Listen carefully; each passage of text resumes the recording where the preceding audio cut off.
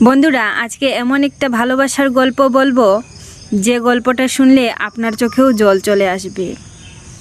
কারণ এই গল্পে আছে ভালোবাসার সংগ্রাম আর এমন একটা ত্যাগ যা আজকালকের দিনে দেখাই যায় না। এক গ্রামে একটা ছেলে থাকতো, তার নাম ছিল রাহুল। সে খুব ভালো ছবি আঁকতো। গ্রামের সবাই তার ছবি দেখে মুগ্ধ। মা বাবা গরিব ছিলেন, কিন্তু ছেলের স্বপ্নের জন্য সব কিছু করতে পারবেন। তাই মা বাবা আর গ্রামের সবাই মিলে তাকে চাঁদা তুলিয়ে বিদেশে পাঠিয়ে দিলেন ক্লাস করার জন্য। সে যেন একদিন বড় শিল্প হয়ে বাড়িতে ফিরতে পারে। এইভাবে তারা ছেলেকে পাঠিয়ে দিলেন বিদেশে গিয়ে সে খুব মন দিয়ে ক্লাস করছিল। সেখানেই পরিচয় হয় ডেলি নামের এক অনাথ মেয়ের সাথে। ডেলি খুব ভালো গান জানতো। তার স্বপ্ন ছিল একদিন বড় গায়িকা হবে। দুজনের মধ্যে বন্ধুত্ব হয়ে যায় এবং কিছুদিন পরেই তাদের বন্ধুত্ব প্রেমে পরিণত হয়। এর কিছুদিন পরেই দুজনে বিয়ে করে নেয়। তাদের সংসার খুব ভালোই চলছিল। দুজনেই একসাথে ক্লাস করত। তাদের মধ্যে ভালোবাসার সম্পর্কটা খুব ভালো ছিল।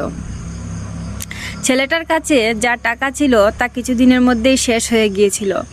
এবার কি করবে? দুজনের মনে মনেই ছিল যে আমার স্বপ্ন পূরণ না হলেও তার স্বপ্নটা যেন পূরণ হয়। এই ভেবে দুজনেই 9টার সময় বেরিয়ে যেতেন ক্লাসের নাম করে, কিন্তু দুজনেই ক্লাসে যেতেন না।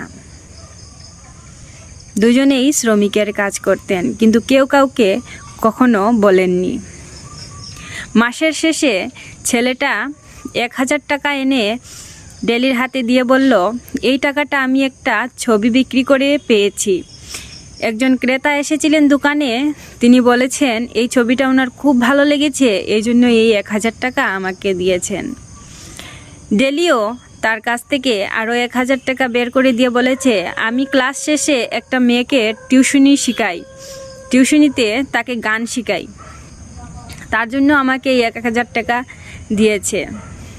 তো দুজনেই প্রতিদিন ক্লাসের নাম করে বেরিয়ে যেতেন। আস্তে আস্তে কখনো কারো দেরি হতো, এইভাবেই চলছিল। কিন্তু একদিন ঘটল সেই সত্য ঘটনাটি। যেদিন রাহুল তার হাতে আঘাত লেগে বাড়িতে ফিরে, সেদিন ডেলি তার হাতের এই আঘাতটা দেখে কাঁদতে কাঁদতে শেষ। তখন রাহুল বলল যে, তুমি কেন কাঁদছো? এই তো সামান্য একটা চোট লেগেছে। তখন ডেলি বলল, তুমি কি ভেবেছো আমি কিছু বুঝিনি? কারণ আমি একটা আয়রনের কোম্পানিতে কাজ করি, যেখানে শার্ট আয়রন করা হয়। আজকে নিচের তলায় থাকা একটা ছেলের হাতে আঘাত লেগেছে। আমি স্টোর রুম থেকে এই ব্যান্ডেজটা পাঠিয়ে দিয়েছিলাম। আমি জানতাম না সেটা তুমি।